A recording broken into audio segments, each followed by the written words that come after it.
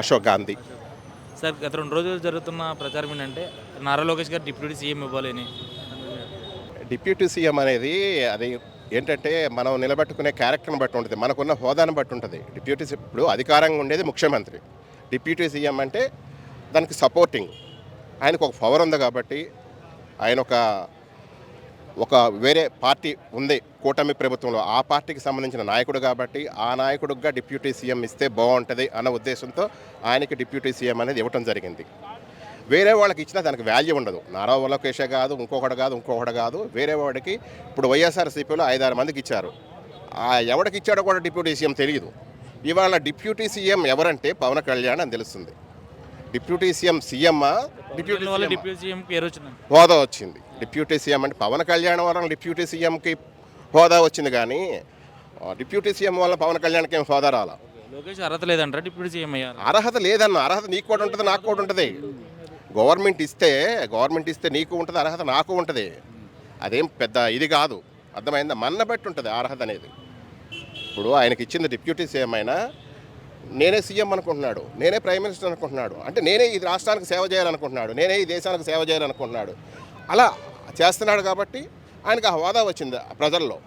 అది వాళ్ళు ఈ ఎదవలు కొంతమంది కుళ్ళిపోయి ఆయన డిప్యూటీ ఉండమనండి. త్యాగం చేసిన వర్మ కూడా ఈరోజు డిప్యూటీ సీఎం ఇచ్చే కావాలి, లోకేష్ డిప్యూటీ సీఎం ఇచ్చే అర్హత పొందుతాడు. ఇప్పుడు వర్మకి ఇప్పుడు అక్కడ పోస్ట్ లేదు, వర్మ అక్కడ సీట్ ఇచ్చేవారు. సీట్ ఇస్తే ఇప్పుడు ఈయనుండగా గెలవడు. పిఠాపురంలో కూడా పవన్ కళ్యాణ్ ఎందుకు పోటీ చేశాడయ్యా అంటే, పిఠాపురం ప్రజలు ఎలక్షన్కి ముందే దాదాపు కొన్ని సంవత్సరాల ముందు నుంచే పవన్ కళ్యాణ్ పిఠాపురంలో నుంచి పోటీ చేయాలి, మేము గెలిపించుకుంటాం, 1,00,000 మెజార్టీతో గెలిపించుకుంటాం అక్కడ అది ఇది అని అనబట్టి ఆయన అక్కడి నుంచి పోటీ చేశాడు. అంతేగాని వర్మని తప్పించి ఈయన చేయాలి అట్లాంటివి లేవు. వర్మ ఏమనుకున్నాడంటే, నేను గెలిచేవాడిని, నేను ఉండేవాడిని కదా ఈ సీటు, ఈయన రాబట్టి నాకు సీటు పోయిందని ఆయన ఇట్లా ఏదో అటు ఇటు చిన్న గ్యాంబ్లింగ్లు చేస్తే ఆ పోస్టో ఈ పోస్టో ఏమిటి వస్తాయని అతను గెలుగుతున్నాడు. అలా ఎవడ కర్మ ఆడిది. అప్పుడు కూటమి ప్రభుత్వం ఉన్నప్పుడు డిప్యూటీ సీఎం ఇచ్చారు, ఇప్పుడు కూటమి ప్రభుత్వం కలిసిపోయింది, గవర్నమెంట్ వచ్చింది, డిప్యూటీ సీఎం తీసేయాలనుకున్నారా? ఆయనకి జనాల్లో బాగా మద్దతు వస్తుంది పవన్ కళ్యాణ్కి, దాని మీద డిప్యూటీ సీఎం ఒకటి తీస్తే కాదు, ఒకవేళ వాళ్ళు తీసేసినా వేరే వాడికి ఇచ్చినా ఎవడో చెయ్యలేడు. డిప్యూటీ సీఎం అనేది చెప్తున్నాను కదా మీకు, పదే చెప్తున్నా. డిప్యూటీ సీఎం అనేది ఒక పోస్ట్ కాదు, మన పవరు. పవన్ కళ్యాణ్కి ఒక పవర్ ఉంది, పోరాడే గట్స్ ఉన్నాయి, ప్రజాసేవ శక్తి ఉంది, ఆ విధంగా ఆయనకు ఒక పేరు వస్తుంది. అంతేగాని డిప్యూటీ సీఎంలు అదే చెప్పా మీకు, గత ప్రభుత్వంలో కూడా ఎందరో ఉన్నారు, ఎవడేమైనా చేశాడా? పవన్ కళ్యాణ్ డిప్యూటీ సీఎం కాబట్టి ఆ డిప్యూటీ సీఎం అనే పోస్టుకి ఒక హోదా వస్తుంది. కొంతమంది నాయకులు టీడీపీలో ఎప్పటి నుంచో ఉన్నాడు లోకేష్, వ్యవహారాన్ని చూసుకున్నాడు అంటే ఈ జనాలను కొంచెం ఆదరణ ఉన్నది, లోకేష్ కూడా ఇతనికి ఇవ్వాల్సింది కదా, అతనికి ఎందుకు ఇచ్చారని కొంతమంది చిన్న నాయకులు అంటూ ఉన్నారన్నమాట. ఇప్పుడు సీఎం వాళ్ళ నానే కదా, ఒకసారి ఆలోచించండి. వాళ్ళ తండ్రే సీఎం.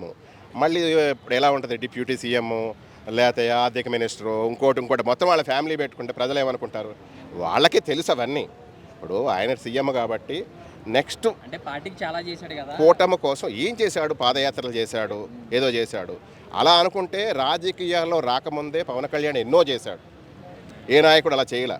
రాజకీయంలో వచ్చేవాడు ఈ పోస్టో ఆ పోస్టో తీసుకుని ఏదో అదో దోసుకు తిందాం చేసుకుందాం అని తప్ప ఇట్లాంటి సేవలు కూడా చేయలే. ఇప్పుడు కూడా అదే బాధ. ఈ ఎదవల బాధలు ఏంటంటే, ఏదో మాకు ఎంతో అంత వస్తుంది, ఏదో ఒకటి రావాలి, ఏ కాంట్రాక్టరో చిన్న పోస్టులో పెద్ద పోస్టులో సంపాదించుకునే రాలేదు. అందుకోసం ఈ పోరాటం. నిజాయితీగా ఉండడం వల్ల మాకు వచ్చిన ఫండ్స్ కానీ ఈ కానీ స్కామ్లు కానీ చేయడానికి అవ్వట్లేదు అనేసి కుట్ర ఏమని జరుగుతుంది అంటున్నారా? ఆయన నిజాయితీని ఎవడో ఆపలేడు. నిజాయితీని ఆపితే అణిగిపోయే క్యాండిడేట్ కాదు ఆయన, అర్థమైందా? చాలా ఇంకా రేజ్ అవుతాడు తప్ప ఎవడికి డౌన్ కాదు.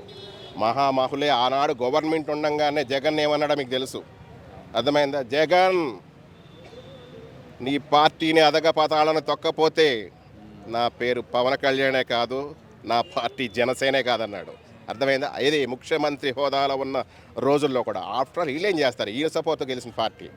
ఇప్పుడు 2029లో ఒకవేళ సీఎం అయ్యే అవకాశం ఉంటే నారా లోకేష్కి అర్హత ఉందంటారా, లేకపోతే పవన్ కళ్యాణ్? ఎవడో 2009లో సీఎం అవ్వరండి, అయితే పవన్ కళ్యాణ్ అంతే. ఎందుకంటే అది ప్రజలు, నా ఒక అభిమానం కాదు, ప్రజల్లో నిజమైన నాయకుడు కాబట్టి, నిజమైన ప్రజాసేవ చేస్తున్నాడు కాబట్టి. 5 ఏళ్ళు ఒక రోడ్లు వేయాల, ఇవాళ అడవుల్లోకి రోడ్లు వేస్తున్నారు. మంచాల మీద మోసుకుని పాపం అదేదో కట్టెలకు కట్టుకుని తీసుకొచ్చేవారు హాస్పిటల్కి. ఇవాళ రోడ్ల మీద హ్యాపీగా వెళ్ళిపోతున్నారు. అర్థమైందా? వాళ్ళే సాక్ష్యం. ఎందుకంటే మీడియా మీకు తెలుసు, మీడియా చూస్తున్నారు అవన్నీ. కొంతమంది ప్రజలు ఏమంటారంటే సీఎం పవన్ కళ్యాణ్కి ఇచ్చేయండి, డిప్యూటీ సీఎం లోకేష్కి ఇవ్వండి అంటారు. అంటారే కానీ ఎందుకంటే చంద్రబాబు నాయుడు ఆ పోస్టుకి సమర్థుడే. అర్థమైందా? ఆయనే ఉండాలి, నేను కాదన్ను ఆ విషయంలో. ఎందుకంటే పవన్ కళ్యాణ్ గారు సీఎం అయితే నేను ప్రజలకు ఇంకా చాలా న్యాయం జరుగుద్ది, మామూలు న్యాయం కాదు ఆయన సీఎం అయితే. అట్లాంటిది ఏంటంటే చంద్రబాబు నాయుడు అనుభవం ఉంది, ఆయన చేయగలడు, అట్లాంటి వాడు ఉండాలి. కొంతకాలం మన రాష్ట్ర అభివృద్ధి చెందాలంటే, కూటమి ఇది కావాలంటే లోకేష్ అరుగురు కాదనుకుంటున్నారా మరి డిప్యూటీ సీఎం అంటే?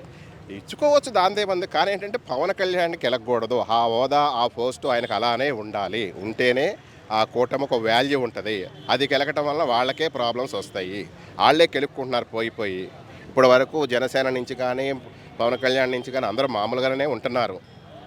ఇది రెవల్యూషన్ కాకుండా పార్టీ చూసుకోవాలి, పార్టీ కూటమి ప్రభుత్వం కాపాడుకోవాలి. తెలుగుదేశం గవర్నమెంట్ ఈ కెలుకుడే వారాలు మానుకోవాలి. ఆ ఏబిఎన్ రాధాకృష్ణ వన్ సైడ్ మనిషి అట్లా ఉండకూడదు. కూటమి అన్నప్పుడు అందరికీ సపోర్ట్గా ఉండాలి. అరే నేను టీడీపీకి అంటే ఈ జనసేన వాళ్ళు ఊరుకుంటారా, బీజేపీ వాళ్ళు ఊరుకుంటారా? దయచేసి ఎవడైనా సరే కూటమిని కాపాడుకోండి.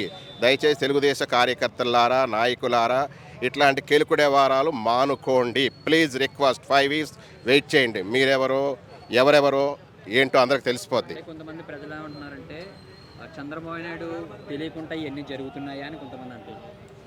ఇగో ఇవన్నీ తెలుసునానా, ఎవడు చేపిస్తాడో ఎవడు చేస్తున్నాడో ఏంటో కూడా ఇవన్నీ తెలుసు. అర్థమైందా?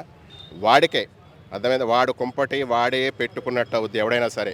అర్థమైందా? నిజాయితీగా పనిచేసే లీడరు చంద్రబాబు నాయుడు అయినా, పవన్ కళ్యాణ్ అయినా, జగన్మోహన్ రెడ్డి అయినా జనమేం మామూలు వాళ్ళు కాదు. అప్పటి రోజులు జనాలు కాదు, ఇప్పటి రోజు జనాలు.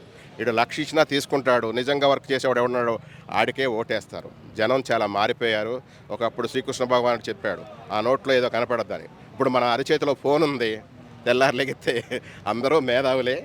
దయచేసి కూటమి ప్రభుత్వం కొన్నాళ్ళు కాపాడండి. పవన్ కళ్యాణ్కి కెలక్కండి.